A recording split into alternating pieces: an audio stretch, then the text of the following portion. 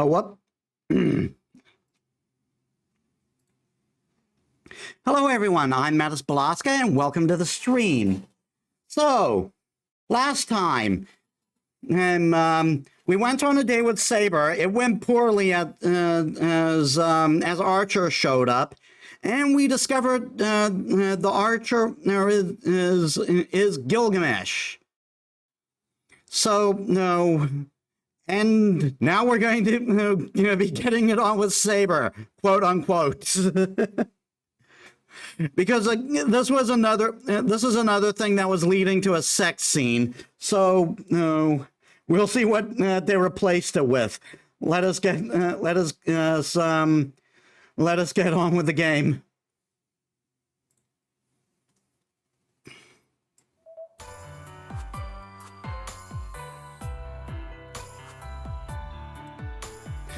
I don't know why, but I find myself sitting on top of my futon. My mind won't slow down. It's practically doing somersaults just at the thought of sleeping with Saber. This is for her, to help her, to grant one small wish of hers. If I keep on granting these small wishes for her, it'll add up, and maybe Saber will learn to smile. But the war is nearing its end. I don't know how much time we have left to keep doing this.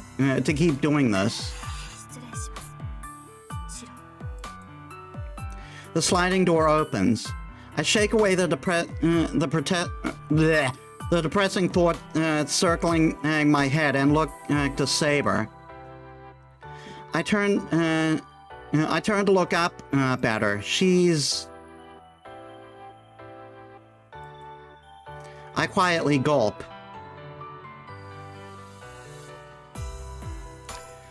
This is a figure of pure white in the darkness.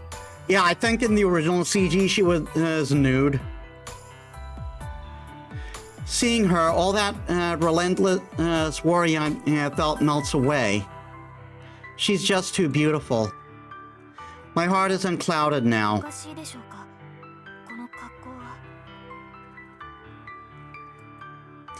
No, absolutely not. It's just that you're so beautiful, I don't know what to do. I mutter something unintelligible about how difficult it makes things when a girl's too pretty. Even if I explain it to Saber, she wouldn't understand. But my mind's practically shorted out.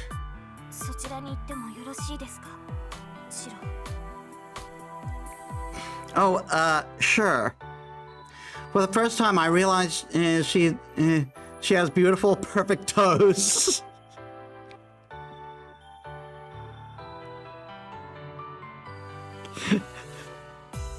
Well, we know what Shiro's into now. While Saber walks across the tatami mat floor to get close, I get off the futon and pull the blanket back for her. I realize I'm one pillow short for two of us to sleep together, but it's too late.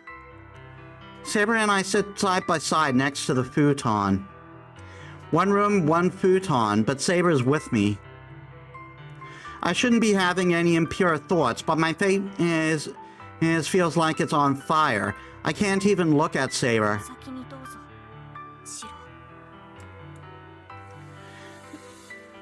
No, you go ahead, Saber.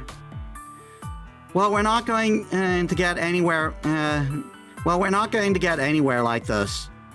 So I hurry into the futon and make room for Saber.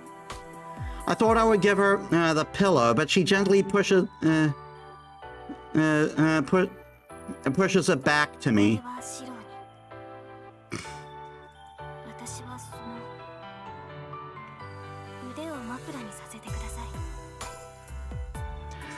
Her words, barely a whisper, make my heart skip a beat. Saber is surprisingly calm as she nestles into my arms. It's like she settled in herself. She settled in herself more than I am holding her. a blade and its sheath. I remember Saber's words. Saber is about to drift off, pillowed on my arm, like a sword in its sheath. Her warm, soft scent so close and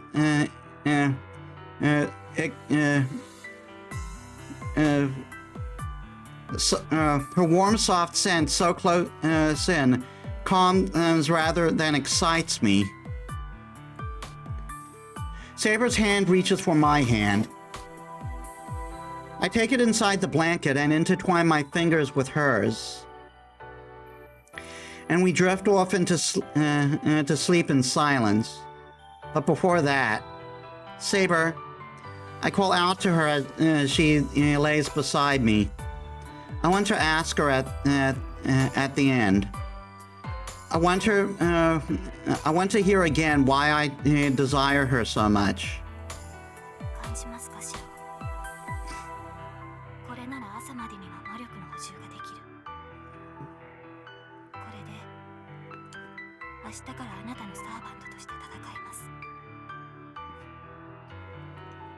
Because again, originally in the scene, they had sex. Saber.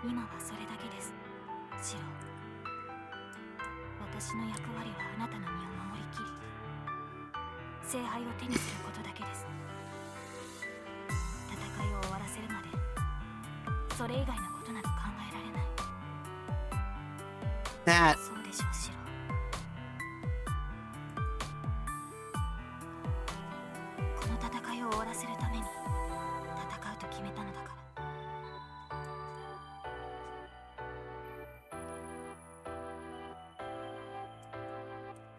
I can't argue at that point. If we want to solve our problem, we first need to end this war. To start, I won't be able to protect Saber unless I defeat the man who's after her. But is there really a way for us to defeat the King of Heroes? While the two of us lie quiet, we look out into the tranquil darkness. I don't know how much time passes. My eyelids grow heavy. My body cries out for rest. But that our entwined fingers stay warm. Saber?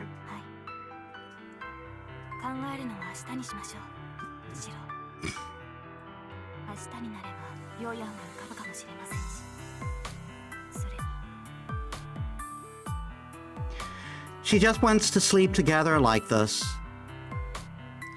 She holds my hand gently as she says so. Yeah, I was thinking the same thing.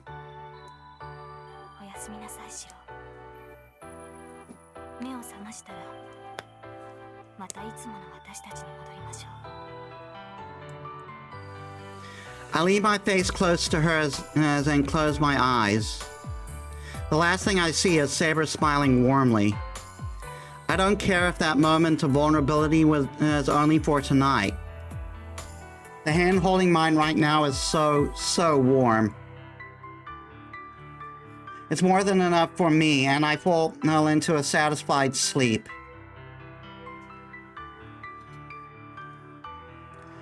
The end of battle.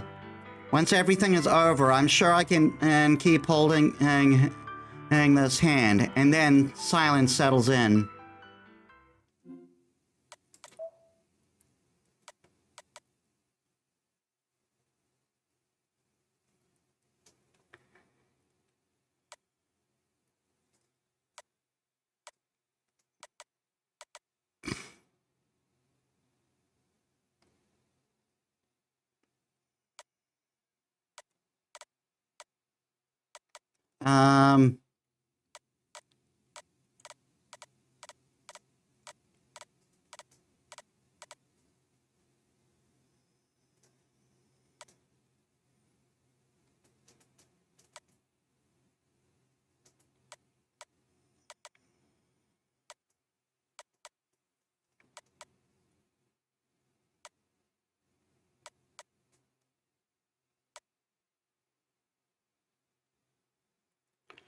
I think it's this one.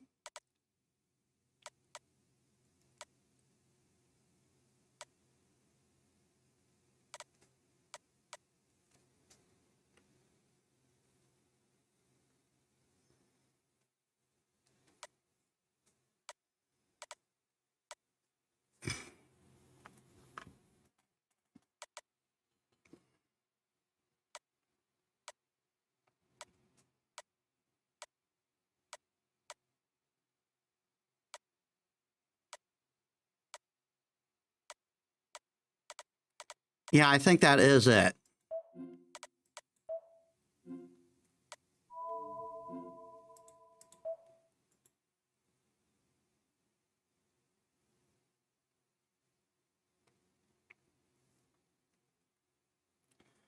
Utopia.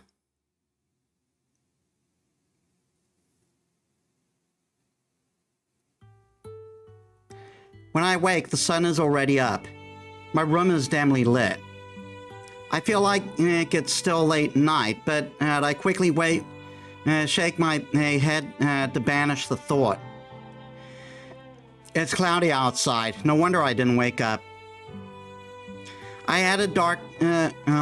The added darkness seems to have done a lot to help my sleep-deprived body get some actual rest. A glance at the clock tells me it's past 1 in the afternoon. I'm way past the point of oversleeping. Saber, are you awake? There's no answer. Saber is still next to me, slightly curled up and still asleep. Once I'm not sleepy anymore, I wake up, but Saber has to recover her magical energy. Considering how much she slept in the past, I doubt she'll wake up until later in the afternoon.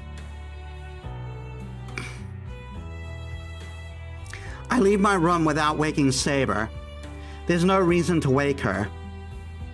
The real danger is at night. There's no way Lancer or Gilgamesh will appear while the sun's still out. So we need to come up with a plan. I don't know about Lancer, but Gilgamesh will definitely show up tonight. Given his personality, the murderous look he gave us before he left and the murderous look he gave us before he left yesterday, we can definitely expect him tonight. But what should we do? He has an infinite supply of noble phantasms, and one of them is stronger than Excalibur. Berserker was a hard enemy to defeat, but we still managed. We managed to find and exploit a chance to turn the tide against him. Not this guy. If he showed up now, it wouldn't even be a contest. One blow from that noble phantasm, Ia, and we're finished. Oh yeah.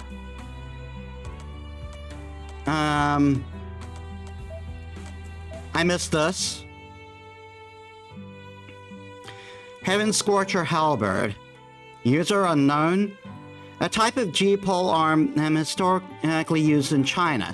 A G is a long-shafted weapon used for piercing, striking, and other uses.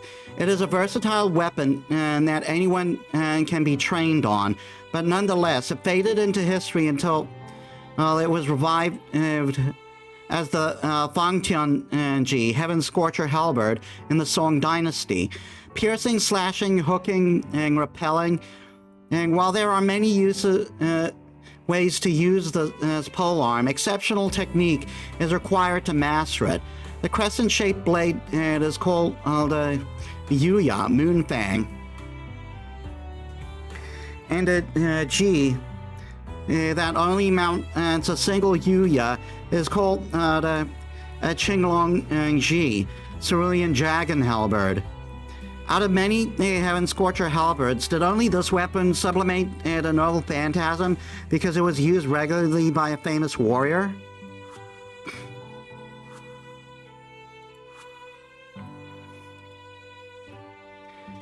I need to think of something. There's not much time until the sun sets. There won't be an end to this if I think on my own. If Saber, Tosak, and I can think of a plan, then the church. Maybe that overseer priest might know something. He might have a plan that could help us deal with the mess we're in. The King of Heroes, Gilgamesh. Kotomine said that he would find some way to deal with the servants who survived the previous Holy Grail War. Even if we can't think of a countermeasure, Kotomine might have already thought of something.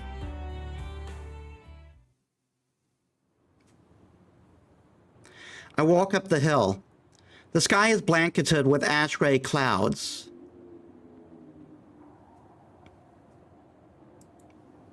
The church sits alone at the top of the hill. There's nobody here, not a sound to be heard, not even birds chirping. Maybe that's because it's so gloomy out.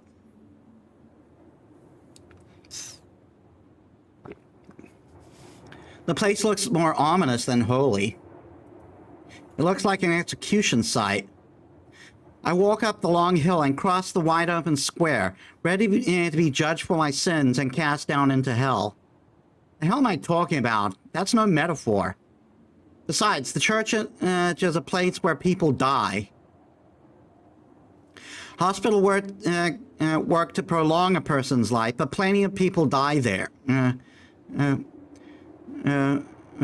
But plenty of people die there. Churches are like that too. In that sense, death hangs heavy over this place. The wind's cold.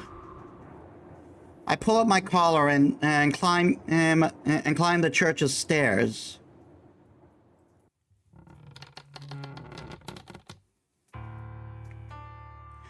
Carmine, I came to talk to you. I step into the chapel. Just like the square, there's nobody here. Carmine? He might be in the back. I pass through the pews and walk towards the altar. Tap, tap, tap.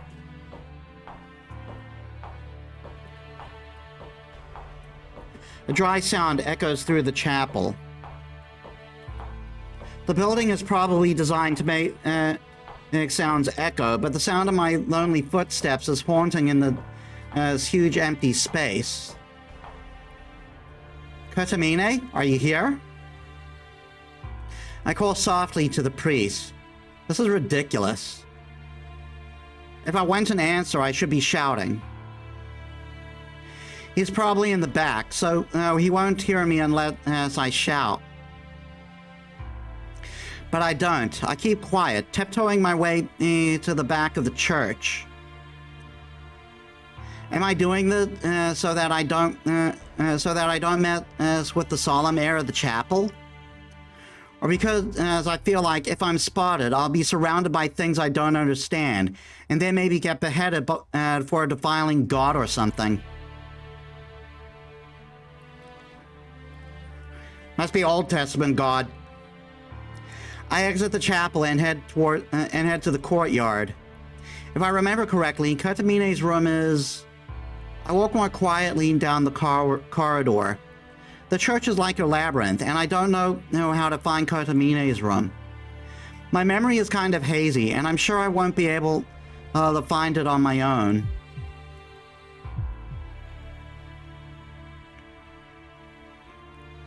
There's something. I slow my breathing.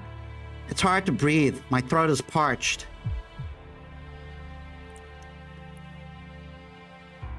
I don't know why. The beads of sweat begin to form on my forehead. Through the though the corridor itself is chilly. I use all my senses to try and get a feel for my surroundings. If I do so, but I'm not sure why. Why am I walking so quietly? My heart is beating so fast. Why? Why do I have such a bad feeling about this place? Two words repeat over and over in my mind. Go back, go back, go back, go back, go back. Carmine's not here, so you have no reason to stay. You're alone. You should go home. This is a mistake. It shouldn't be so cold. It's all wrong. Go back, go back, go back, go back. I did one extra go back, I think. Go back for your own sake. Go back. There's nothing bad happening here. There's something happening in this church, so go home.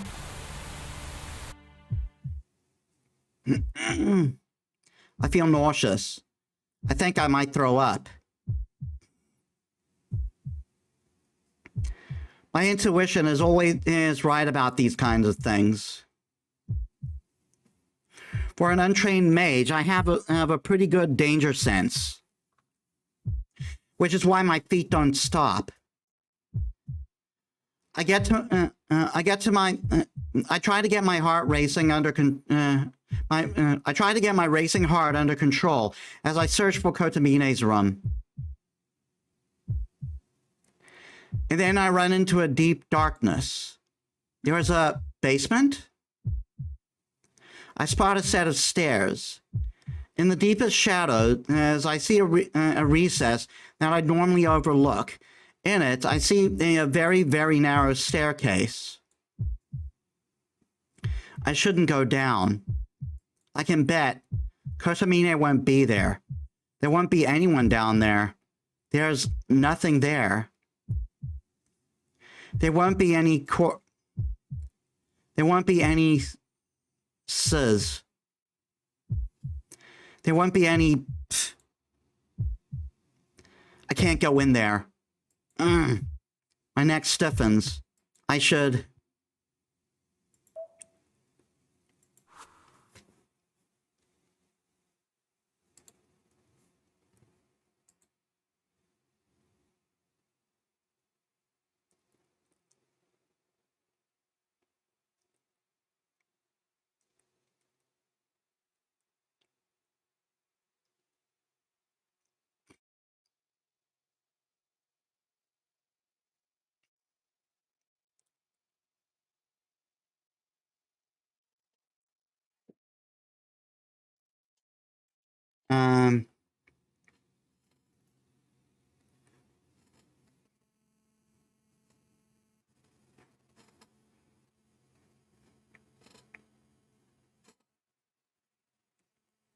Yeah, this is one that leads to a bad ending.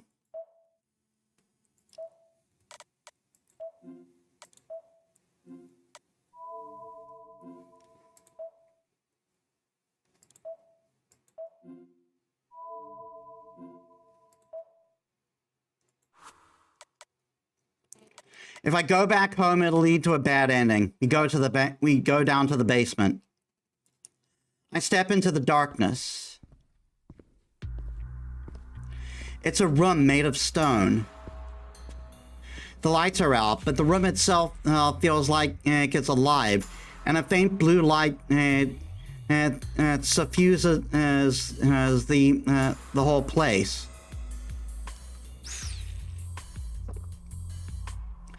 There's a sanctuary underground? No dust or cobwebs anywhere. It looks like this place sees a lot of use. I'm not sure how far back it goes. I look back up the stairs. I just came down. I look back up the stairs I just came down. The staircase hugs the curved wall.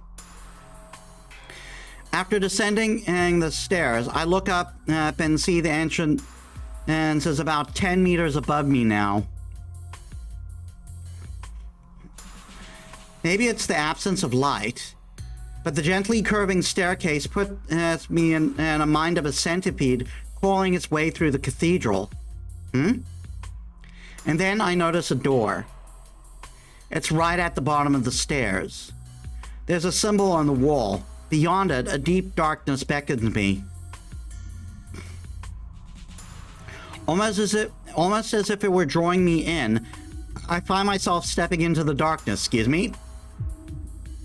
I step through what seems like a hole. Seems like an entrance of some kind. It's damp. The floor is all slimy and it's hard to walk. It reminds me of when I was cleaning the school pool. Moss covers the entire floor, and it feels like my feet are sinking to the ankle, into some kind of rock covering the floor. I stop suddenly. The nasty sensation beneath my feet is bad enough, but now there's a horrible stench. I pinch my nose shut. This isn't some temporary odor. It's permeated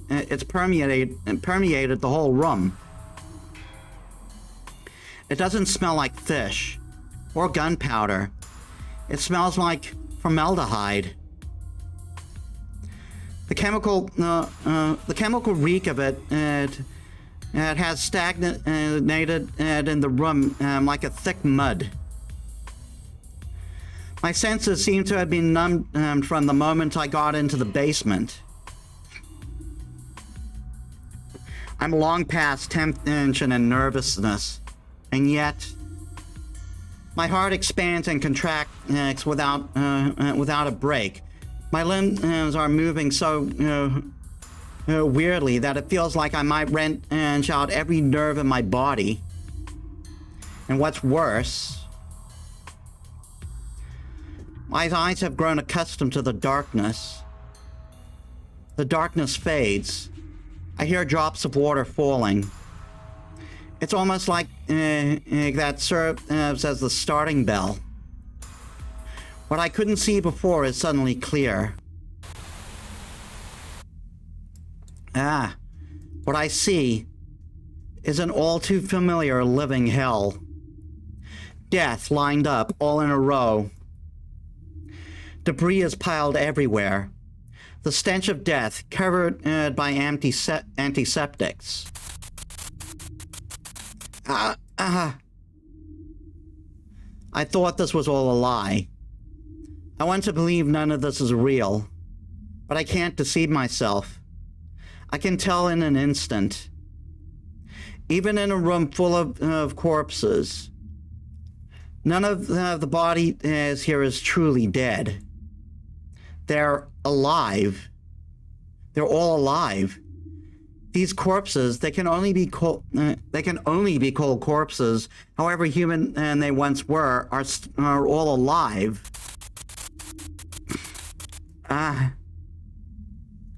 Why are they still alive? How are they still alive? I look over each and every body. Not one of them has retained their original form. Imagining what happened to every one of these sacrilegious forms is just too terrifying. They're more like husks of dead trees than corpses. Some have been broken down to the point that their flesh seeps into the cracks of the stone pavement. Some are hung against the wall and are a little more than nests for bugs. However, their arrangement, these figures, have only torsos and heads, and even those are pitifully ragged. I don't even need to know why. The corpses are being eaten away in their coffins. I don't know how it works. Each corpse is welded into a coffin, and the coffin sucks the nutrients from them. They're in the Matrix! The flow of life. The coffin is extracting magical energy, souls, little by little. The coffin sucks the life out of its prey in such a precise amount that it neither kills nor allows it to truly live. The wind moans through the chamber. It's almost like a single scream from the mouths of every corpse here. Their throats have long since decayed, so they can't scream for themselves anymore. By now, their throats only barely serve to carry air to their lungs. But still, the corpses scream. All but inaudible, they scream. They must be in terrible pain, and so very afraid. They continue to shriek, unable to accept that their bodies are being eaten alive as they gradually lose their shape. I hear a creaking sound. A coffin in front of me gurgles. It's oozing. The corpse's head has turned towards me, something falling out of it. Its swollen lips move slightly. In a voice that isn't a voice, it asks, "Where am I?"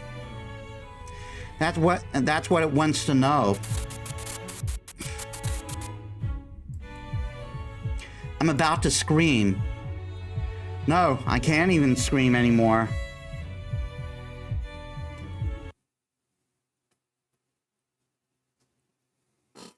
Just checking.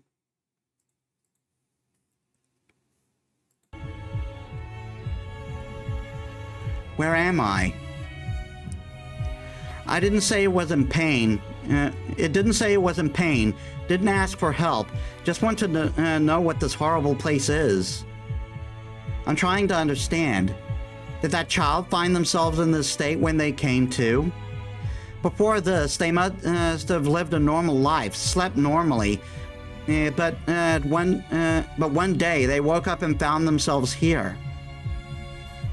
The question must have come from the hope that this is just a bad dream, being trapped in a coffin, unable to move, their limbs rotting. My heart's breaking. This is so unimaginably horrible. But why? Why do they seem so strangely familiar? I never seen any of them, but I recognize every one of the corpses. This is my first time here. I shouldn't know any of them. None of them are connected to me, so why? Why do they act like they know me? Just like how I know them. Why are they staring at me?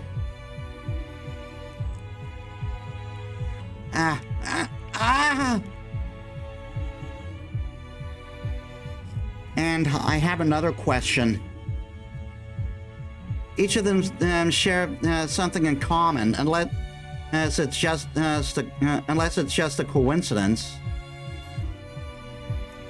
Why do all these corpses look like children of the same age? And then...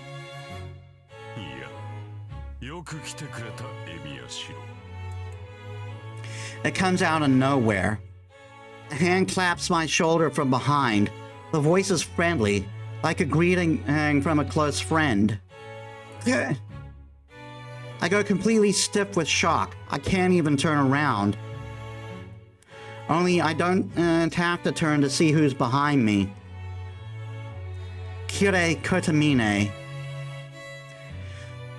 The church's priest, the man responsible for this little piece of hell. And the devil, the last person I should have run into right now.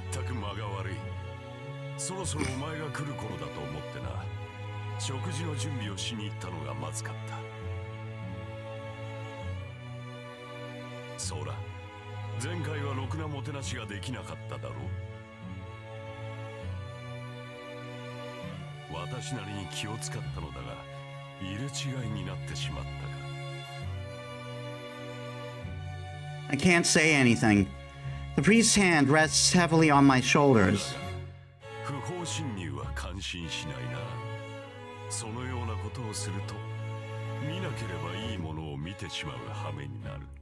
Oh really? Oh really? Like, maybe this? Right here?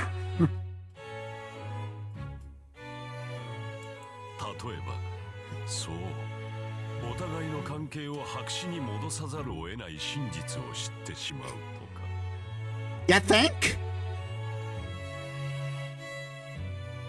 The priest sounds more cheerful than I have ever heard.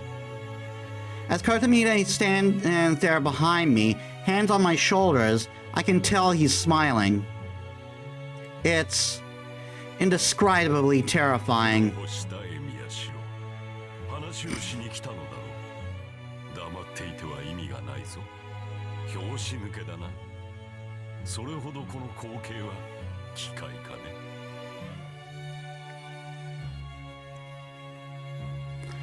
Do you really need to ask that? He sounds so cheerful, even when he said, even when he's saying such horrible things. Does this man not feel anything in the face of this horror? Do I even need to comment on how horrible this is?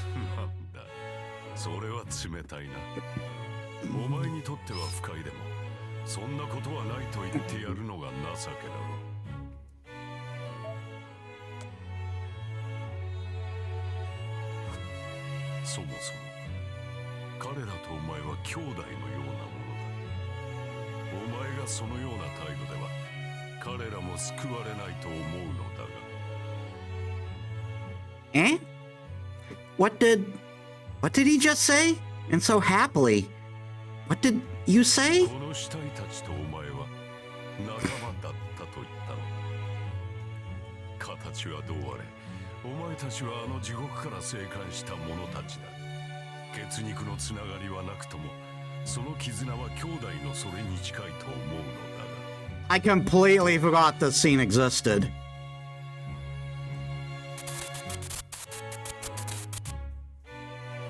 So that's why I thought I recognized them. This is a continuation of what happened 10 years ago. I'm back in that hospital room. My head is spinning. Children who have lost their homes and parents. They went to an orphanage until they were adopted. But before that happened to me, Kiritsuga and Mia adopted me, so I never knew what happened to those kids afterwards. I'd actually avoided finding out. The orphanage was at the church on top of the hill, and I could have gone there any time if I wanted to, but I held back. I felt it wasn't fair for me, who did get adopted, to go visit the children who hadn't been. That's why I decided if I were to meet them, it would have had to be in town. We would just bump into each other, chat idly to catch up, and most importantly, have gotten over the fire and hell. As small as our town is, as I always dreamed of a reunion like that, but it never happened. Kotomine. そうだ、エミやシロ。エミやキリツユに引き取られていなければ、お前も彼らの一員となっていた。わかるか？お前はまたも一人だけで助かったのだ。周りの誰もが平等に死んでいくというのに、お前だけが輪を乱して生き延びた。どうかね。自分自身大した不平等だとは思わないか。He's laying into the survivor's guilt. My heart starts beating again. I'd be frozen stiff a moment ago. I'd been frozen stiff a moment ago, but suddenly I'm able to move. 私は責めているわけではないぞ。むしろお前のそれは喜ばしい。エミやシローの生き延びる才能は大したものだ。実際、私もお前が最後まで残るとは思ってもいなかった。だからこそ、最後はこうして兄弟たちに再会させてやったのだ。You piece of... お前は本当に運がいい。ここは今日限りで閉める予定だったのだが、ギリギリで間に合ったな。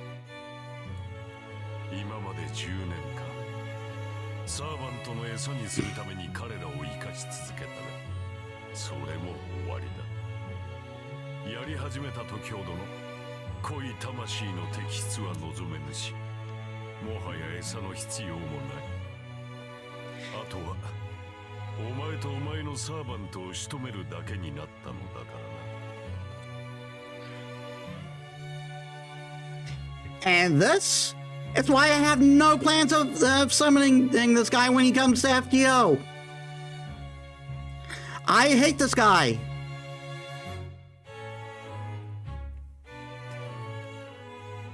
You fucking piece of shit. Those words shatter the restraints that have been holding me still. I move my paralyzed body. Pushing clear of the hands on my shoulder, I leap forward and whirl around to face the priest. Kotomine, it was you.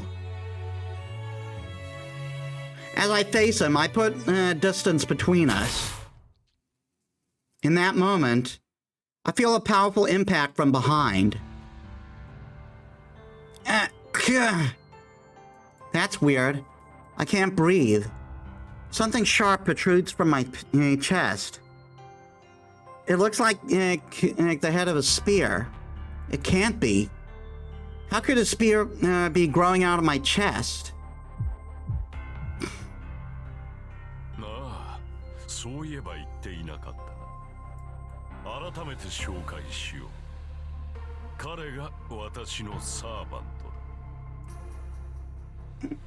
だ。I turn around. There. I see a blue-covered spearman, his weapon thrust through my chest.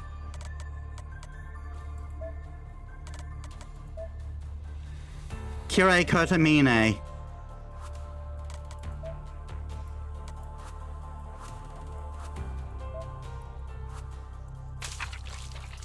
He jerks it free.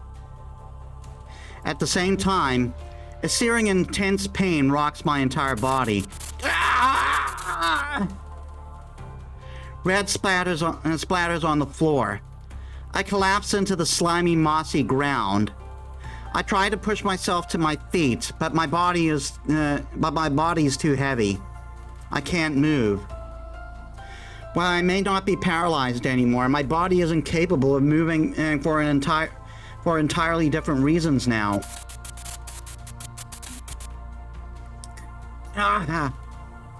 The pain in my chest is unbelievable, blotting out the blood loss and dimming vision.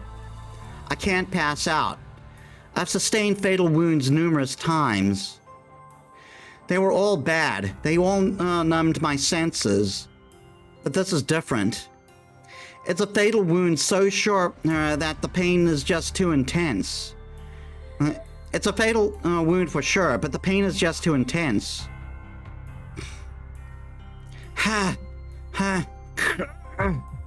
My vision distorts.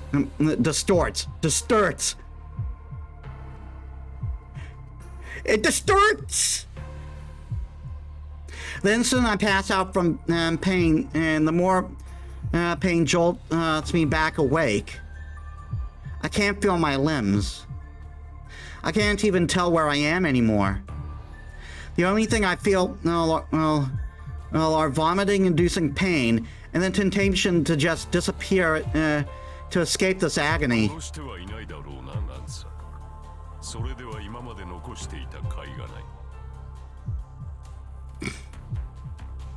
I can only hear voices. My eyes are open, but I can't see anything.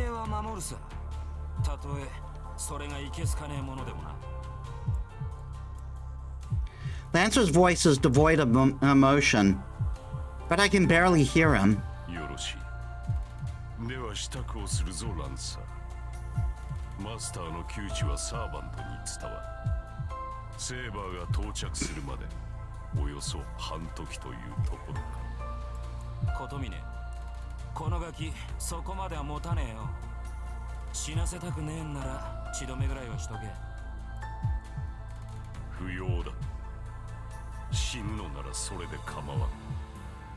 Wow, what a prick! My mind is fading. The pain finally becomes too much, and my mind and lets me faint.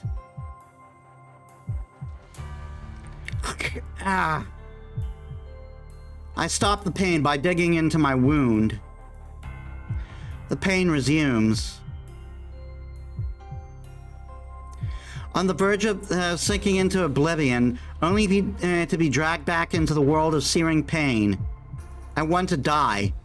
If this pain isn't going to stop, I want to die right now. I know that. I know, but if I faint here, I know I'm never going to wake up. I can't even remember what I'm doing.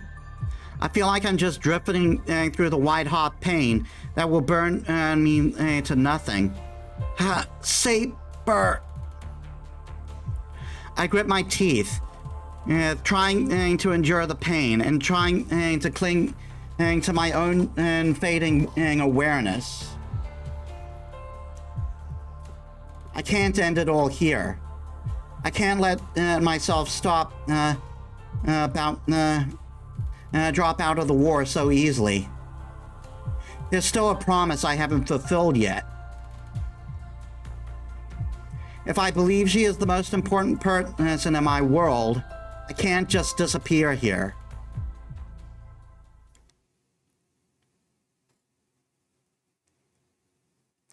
Interlude.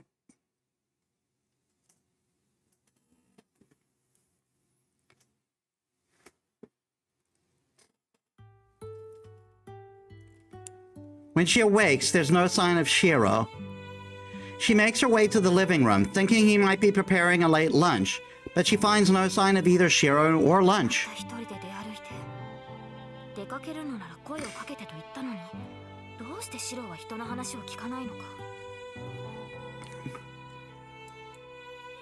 Saber sits on the veranda, muttering to herself.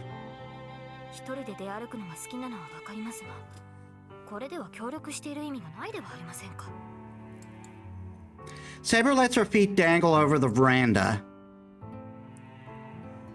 Eventually, she grows tired of this, and she looks up pensively. The sky is ashen gray. A heavy canopy of cloud slowly drifts overhead. She can see breaks in the cloud cover in the distance. It should clear up by nightfall. If the stars are visible, she will be able to read her fortune for tomorrow. She still remembers how to read the stars. Her mage mentor taught her long, long ago.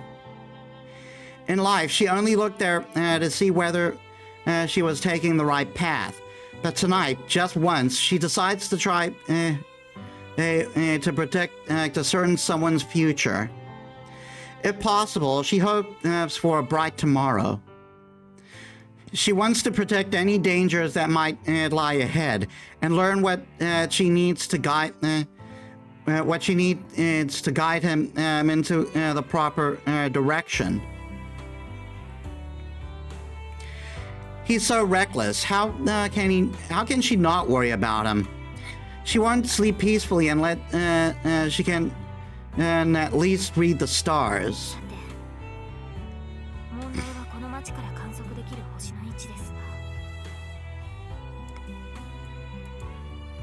As she thinks back, she realizes she's not once looked up at the sky before today. Her priority has always been winning the Holy Grail War, not reading fortunes in the stars. She knows that this isn't like her. Even so, she still considers trying to read the stars and anxiously waits for night to come. This represents quite the change of heart for her. She chuckles, thinking she's just like the girls in love she's read about in books before, and she looks up at the sky. Oh, Saber, Shiro ga doko ni itta ka shiranai? Rin. Saber bolts upright. Nandeshou? Watashi wa betsu ni Shiro no gunmon ni kudatta wake de wa arimasen yo. Baka.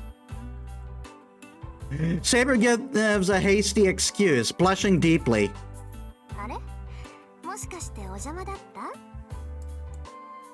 Rin smiles wickedly. Perhaps it is because they have been living under the same roof, but Rin can read Saber like a book. Shiro too, for that matter. She has good instincts when it comes to other people's affairs, and she can tell there's something between the two of them. And so she has a pretty clear idea of what happened the night before.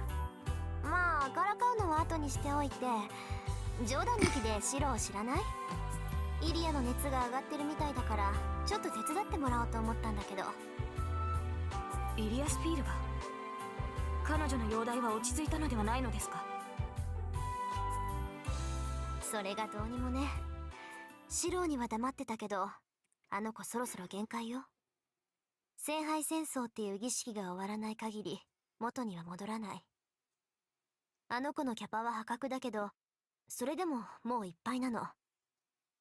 What? 今はまだかろうじて容量が空いているから余分な機能が働いている。けど満ちてしまえば一番不要な人間としての機能を捨てるしかない。イリアスフィールはね、聖杯戦争が進めば進むほど壊れていくように作られているのよ。What? Rin's words are ominous, even and a bit of obfuscating. Saber doesn't completely understand what she's talking about. あ、いいのよ。今のはわからないように言ったんだから。イリアのことは置いておきましょう。それよりランサーのことだけどね。あいつのマスター誰だか分かったんだけど。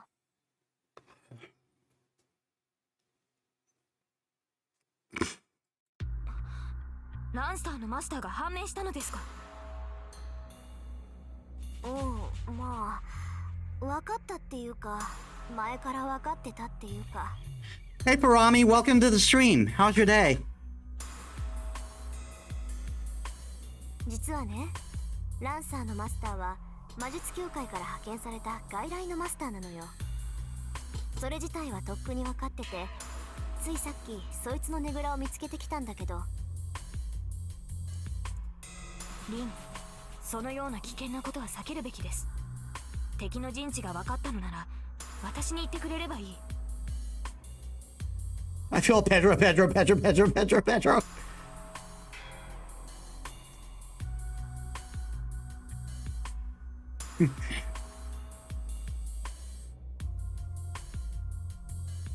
That's cool. 私だってそのつもりだったわよ。けどさ、外から様子を探ってたらどうもおかしいのよ。で、留守っぽいなって中に入ってみたらあったのは血の跡とレイジュが亡くなった左腕だった。 God damn. それ以外は何もなかった。体ごとレイジを奪われ、しかもあの出血量じゃ生存は絶望的でしょうね。ランサーのマスターはとっくにやられてたのよ。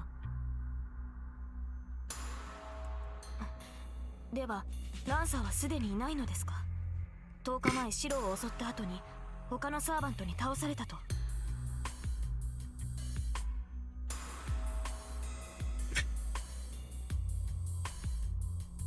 だったらいいんだけどね。結婚はもっと前のものだった。これどういうことかわかる？サーバントを倒さず先にマスターを倒した。そうしてマスターからレイジを奪い、ランサーと契約したマスターがいるということですか？ですが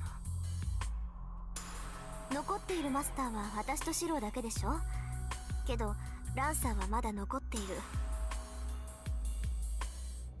ってことは、マスターじゃない魔術師がレイジを奪ってマスターになってるってことだけど、セイバー、そういうのってできるものなの？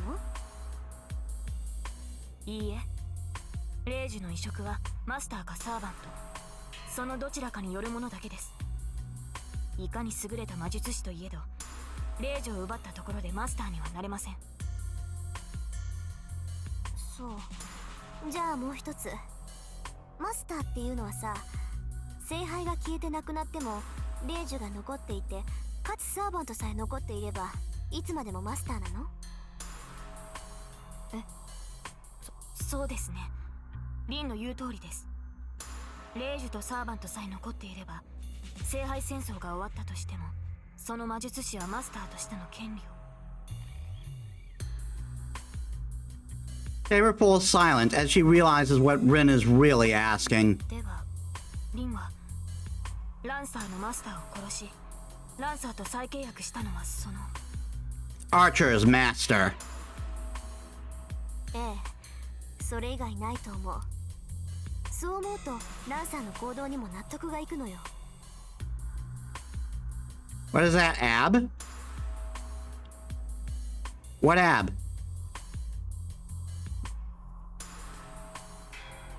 You mean add?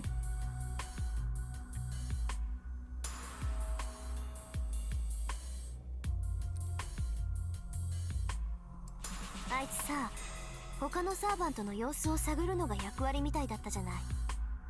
戦えば自分の正体を明かしてしまうっていうのに、あいつは自分の正体を隠すでもなく他のサーバントにちょっかい出してた。それってつまりあいつは諜報専門だったってことでしょ。同感です。私と戦った時も彼は最後まで戦わなかった。宝具を使った以上見せた相手は倒すのが私たちの定石だというのに。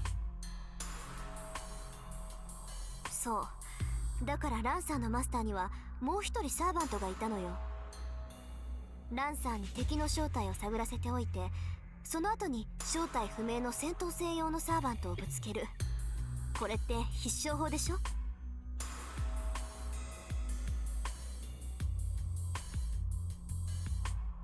まあランサーにしてみればいい迷惑だったろうけど、6人のサーバント全員と戦ってその手口を調べ上げた上で主の元に帰るんだもの。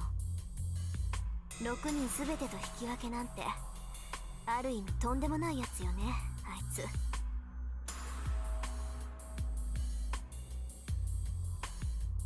Rin closes her mouth, lost in thought. As if following Rin, Saber suddenly feels a chill down her spine. Lancer's master has already been killed. This unidentified master uses as a heroic spirit as strong as Lancer solely for espionage. And just as that master seems to have expected, the only remaining servants are Lancer and Saber. If they face a powerful enemy, then letting Shiro out on his own is dangerous, even during the day. There were multiple enemies before, but now there are not many more enemies to defeat. If Shiro is the only one left to defeat, the enemy might not follow their earlier strategy. シロはどこに行ったのか知りませんか？ Now that she's had the thought, she can't stop worrying. Shiro cannot be left alone.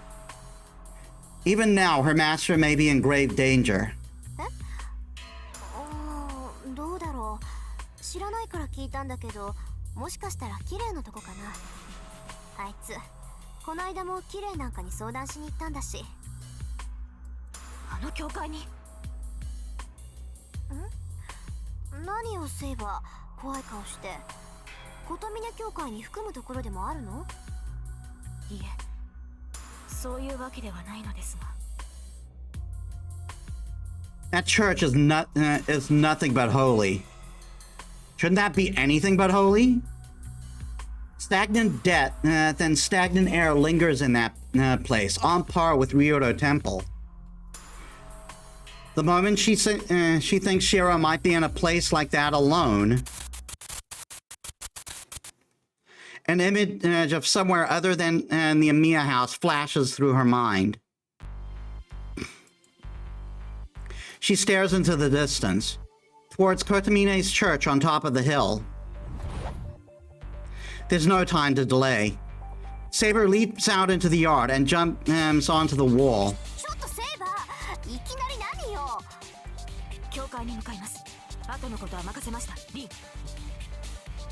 Without looking back at Rin, Saber jumps off the wall. She moves with all the speed of a bullet fired from a gun. Hot damn, that was fast!